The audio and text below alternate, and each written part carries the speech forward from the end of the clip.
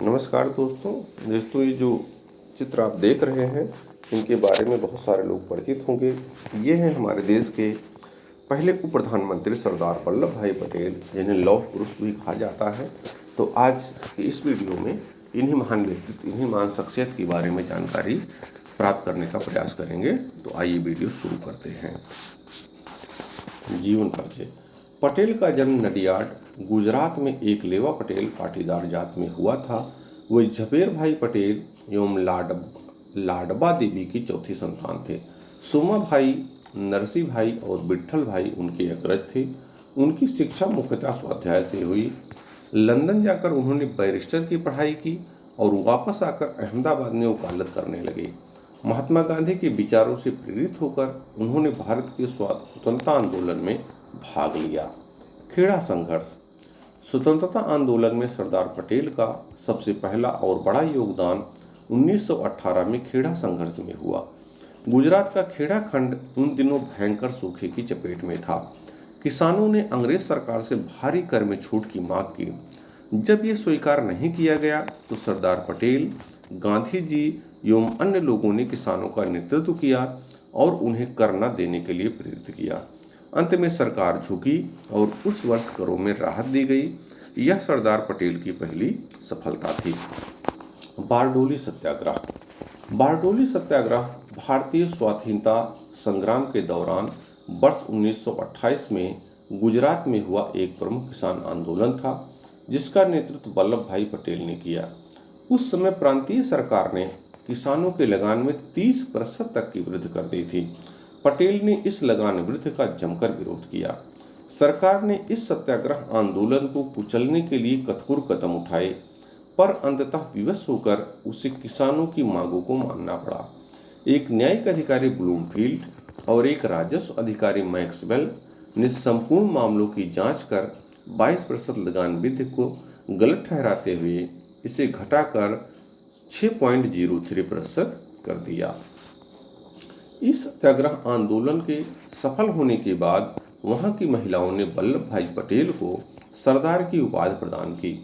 किसान संघर्ष एवं राष्ट्रीय स्वाधीनता संग्राम के अंतर संबंधों की व्याख्या बारडोली किसान संघर्ष के संदर्भ में करते हुए गांधी जी ने कहा कि इस तरह का हर संघर्ष, हर कोशिश हमें स्वराज के करीब पहुंचा रही है और हम सबको स्वराज की मंजिल तक पहुंचाने में ये संघर्ष सीधे स्वराज के लिए होने वाले संघर्ष से कहीं ज़्यादा सहायक सिद्ध हो सकते हैं। आज़ादी के बाद सरदार पटेल का योगदान। यद्यपि अधिकांश प्रांतीय कांग्रेस समितियां पटेल के प्रधानमंत्री बनने के पक्ष में थी, किंतु गांधी जी की इच्छा का आदर करते हुए पटेल जी ने प्रधानमंत्री की पद की दौड़ से अपने को दूर रखा और इसके लिए नेहरू का समर्थन किया।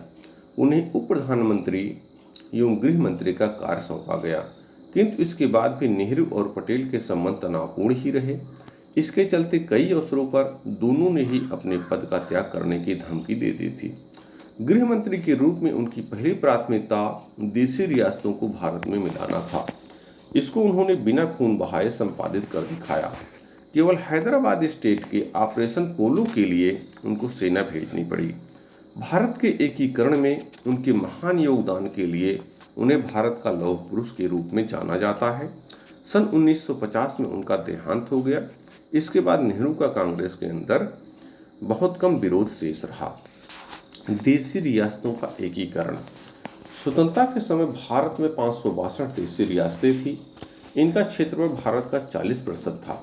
सरदार पटेल ने आज़ादी के ठीक पूर्व ही बीपी मेनन के साथ मिलकर कई देशी राज्यों को भारत में मिलाने के लिए कार्य आरंभ कर दिया था। पटेल और मेनन ने देशी राजाओं को बहुत समझाया कि उन्हें स्वायत्तता देना संभव नहीं होगा। इसके परिणाम स्वरूप 3 को छोड़कर शेष सभी रजवाड़ों ने स्वेच्छा से भारत में विलय का प्रस्ताव स्वीकार कर लिया। केवल जम्मू एवं कश्मीर, जूनागढ़ तथा हैदराबाद स्टेट के राजाओं ने ऐसा करना नहीं स्वीकारा। जूनागढ़ सौराष्ट्र के पास एक छोटी रियासत थी और चारों ओर से भारतीय भूमि से घिरी थी। वह पाकिस्तान के समीप नहीं थी। वहां के नवाब ने 15 अगस्त 1947 को पाकिस्तान में विलय की घोषणा कर दी। राज्य की सर्वाधिक जनता हिंदू थी और भारत में विलय चाहती थी। नवाब के विरुद्ध बहुत विरोध हुआ तो भारतीय सेना जूनागढ़ में प्रवेश कर गई। नवाब भागकर पाकिस्तान चला गया और 9 नवंबर 1947 को जूनागढ़ भी भारत में मिल गया। फरवरी 1948 में वहां जनमत संग्रह कराया गया जो भारत में विलय के पक्ष में रहा। हैदराबाद भारत की सबसे बड़ी रियासत थी जो चारों ओर से भारतीय भूमि से घिरी थी। वहां के निजाम ने पाकिस्तान के प्रोत्साहन से स्वतंत्र राज्य का दावा किया और अपनी सेना बढ़ाने लगा। वह ढेर सारे हथियार आयात करता रहा। पटेल जी चिंतित हो उठे। अंततः भारतीय सेना 13 सितंबर 1948 को हैदराबाद में प्रवेश कर गई। 3 दिनों के बाद निजाम ने आत्मसमर्पण कर दिया और नवंबर 1948 में भारत में विलय का प्रस्ताव स्वीकार कर लिया। नेहरू ने कश्मीर को यह कहकर अपने पास रख लिया कि यह समस्या एक अंतर्राष्ट्रीय समस्या है। कश्मीर समस्या को संयुक्त राष्ट्र संघ में ले गए और अलगाववादी ताकतों के कारण कश्मीर की समस्या दिनों दिन बढ़ती गई। 5 अगस्त 2019 को प्रधानमंत्री मोदी जी और गृह मंत्री अमित शाह जी के प्रयास से कश्मीर को विशेष राज्य का दर्जा देने वाला अनुच्छेद 370 और 35A समाप्त हुआ। कश्मीर भारत का अभिन्न अंग बन गया और सरदार पटेल का भारत को अखंड बनाने का स्वप्न साकार हुआ।